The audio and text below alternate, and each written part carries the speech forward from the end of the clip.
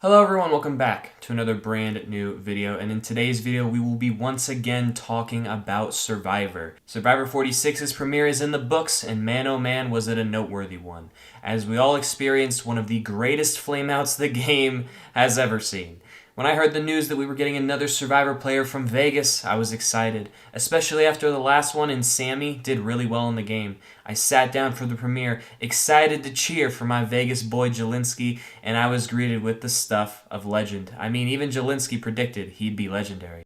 This is where the legends are made. Jelinsky is a legend. However, Jelinsky will go down as a legend for all the wrong reasons, as he followed in the footsteps of the great Zayn Knight and Jacob Derwin, in having quite possibly the worst Survivor premiere flameout maybe ever. I don't think Jelinsky is a worse player than Zayn or Jacob, but his flameout, yeah, I don't know. But let's break down just what went wrong for Jelinsky in the game. Kicking things off, Jelinsky's tribe finished last in the opening challenge, meaning they got the leftovers of the Savvy or Sweat challenge, and they got stuck with Sweat. That Sweat challenge being filling up 2 giant urns with tiny ass leaking buckets. Jelinsky and Q were chosen for the job, and off they went. Now here's where Jelinsky's game begins to go wrong. With more than half of the allotted time remaining, Jelinsky decides to call it quits. Now, with the shot that we get of how much of the urns were filled up, yeah, I'd also agree with Jelinsky and say, screw this, it's just not worth it, let alone it may not even be possible. However, despite calling it quits potentially being the most logical decision on paper, in this situation, it is not. And that's because of Q. Q, being a former collegiate football player and being raised in a family with 17 siblings, yeah, this is a person who has that never quit attitude. Now, obviously, I don't expect Jelinsky to know this stuff, but even throughout the challenge, we see Q trying to keep himself and Jelinsky motivated to keep on pushing.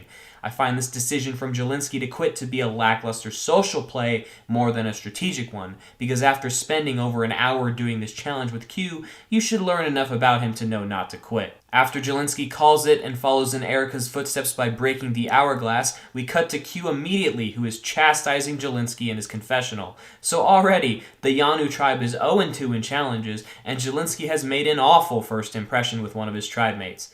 In exit interviews, Jelinsky has since stated that it was Q's idea to quit the challenge, and Q has refuted this, so choose who you want to believe on this one. I don't really know. After this, however, we end up learning that Kenzie and Tiffany seem to have control of the tribe. We see that Kenzie and Tiffany bring together an alliance with Jelinsky and Q. So it seems at this point Jelinsky might have gotten over his bad first impression and integrated well enough socially to survive a couple of tribals. Well, it's time for a journey. Jelinsky is chomping at the bit for a chance and an advantage, so he immediately volunteers for it. The game at the journey is a new one that we haven't seen before. Each one of the players draws one of 3 cards. If you draw the torch card, you have to guess which one of the players has the vote card. If you guess right, you and the holder of the vote card get extra votes, and the skull card user loses their vote, and if they guess incorrectly, it's vice versa. Before we get into what ends up happening here, I just want to say that I think this twist sucks. I'm usually fine with the journeys, but this is an exception. I hate the fact that somebody is forced to lose their vote. It really isn't that fair. Jeff has always been talking about how the new era is about calculated risk, but nothing about this risk is calculated. You aren't given a choice between choosing to risk or protect your vote. This game makes it to where somebody will always lose their vote, and I think that that's stupid. Anyways, Jelinsky is the unlucky player who draws the skull card, so he is forced to lie to Maria in order to try and win an advantage and maintain his vote for the next tribal council. Maria ends up slightly believing Tevin more than Jelinsky, so she offers Jelinsky one more chance to stop lying, because if he is, she threatens to tell her entire tribe about it. Jelinsky then immediately folds and tells Maria he's lying, therefore basically forfeiting his vote at the next tribal and subsequently giving Maria and Tevin an extra vote. Lord have mercy. He literally folded his cards. Now, I don't think that Jelinsky folding his cards here is a bad move, but folding at the time he did was a bad move. I feel like in order to play this challenge successfully, you have to stick to your guns and lie, or immediately fold down your cards and try to form a bond with the other 2 castaways. And in this scenario, Jelinsky did both. He lied to them initially and then laid down his cards, making himself look like a liar and a pushover at the same time. However, I do understand his logic about not wanting to make 12 enemies and instead making 2 allies. However, Jelinsky explains this terribly to his tribe. Now, I've been a huge advocate of just telling the truth when you go on journeys, but this is not the case. You cannot tell your tribe you willingly handed over 2 advantages to other players. Even if you could do that, Jelinsky does such a terrible job explaining his rationale for this move, so now every single person on the tribe cannot trust Jelinsky and thinks he's a pushover. And why would you want to work with somebody who got duped that easily? Last I checked, several means 7. Wait a second. Several means 7?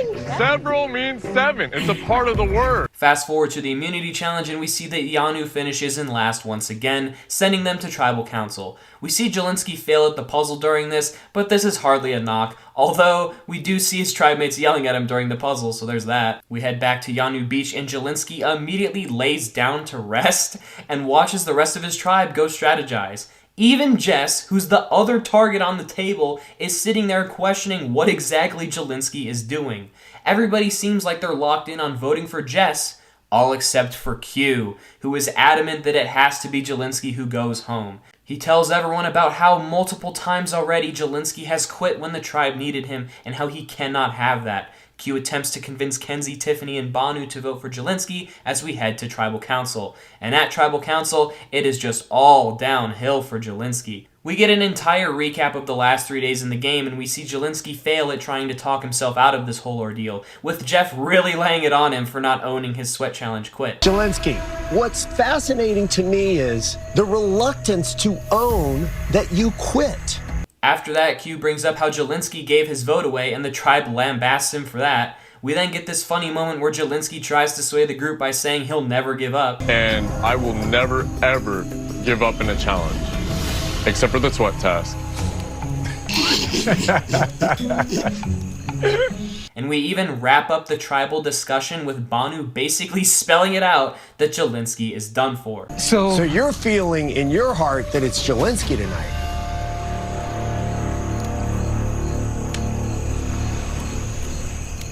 It's time to vote. And then, of course, once the votes are read, Jelinsky gets sent home in a unanimous 5-0 vote. First person voted out of Survivor 46. Jelinsky, that's 3. That's enough. You need to bring me your torch.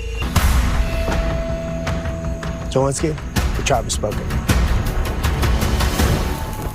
After that, we get these absolute bizarre final words of Jelinsky saying he got blindsided and he truly felt comfortable in the game, which goes to show how socially aloof he really was. So, when you're comfortable in this game, that's when you go home, and that's exactly what happened to me. We ended up getting the voting confessionals revealed by Mike Bloom, who was on location for the first couple of days in the game, and Kenzie and Tiffany both mentioned that he was being a blabbermouth, so Jelinsky may have been even worse socially than we initially saw through the edit. But that was the story of Jelinsky's run on Survivor 46. But before I go, I want to make it abundantly clear that in no way am I hating on Jelinsky. I've seen a lot of hate directed his way since this episode has aired for his bad play, and I think it's a bit ridiculous. Survivor needs more Jelinskys. Yeah, he played a bad game, but you cannot tell me that every time he was on screen he wasn't being entertaining. Jelinsky is the entire reason this premiere was even as good as it was in the first place. The edit of his downfall was amazing, and guys, when Jelinsky said he was going to go down as a legend, he was damn right. But yeah, ladies and gentlemen, let me know what y'all think. If you want more Survivor content like this, comment down below, like and subscribe for more, and as always, have a wonderful day.